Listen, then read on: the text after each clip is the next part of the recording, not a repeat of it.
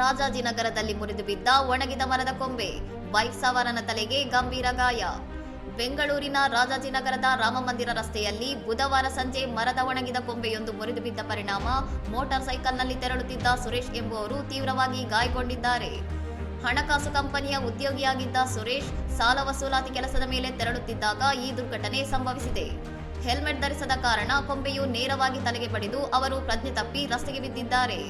CCTV ದೃಶ್ಯಗಳಲ್ಲಿ ಕೊಂಬೆ ಮುರಿದು ಬಿದ್ದ ತಕ್ಷಣ ಸುರೇಶ್ ನಿಯಂತ್ರಣ ತಪ್ಪಿ ರಸ್ತೆಗೆ ಡಿಕ್ಕಿ ಹೊಡೆಯುವುದು ದಾಖಲಾಗಿದೆ.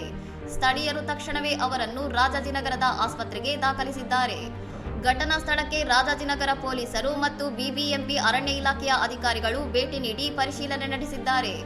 ಈ ಸಂಬಂಧ ರಾಜಾಜಿನಗರ ಪೊಲೀಸ್ ಠಾಣೆಯಲ್ಲಿ ಎಫ್ಐಆರ್ ದಾಖಲಾಗಿದೆ.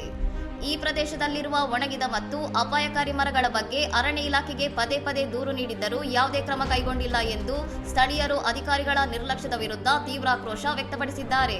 ನಗರದಾದ್ಯಂತ ಇರುವ ಇಂತಹ ಒಣಗಿದ ಮರಗಳು ಪಾದಚಾರಿಗಳು ಹಾಗೂ ವಾಹನ ಸವಾರರಿಗೆ ನಿರಂತರ ಭೀತಿ ಉಂಟು ಮಾಡಿದ್ದು, ಕೂಡಲೇ ಇವುಗಳನ್ನು ತೆರವುಗೊಳಿಸಬೇಕೆಂದು ಸಾರ್ವಜನಿಕರು ಆಗ್ರಹಿಸಿದ್ದಾರೆ. ಇನ್ನಷ್ಟು ಸುದ್ದಿಗಳಿಗಾಗಿ ನೋಡ್ತಾ ಇರಿ ಸೌರಂ ಟಿವಿ.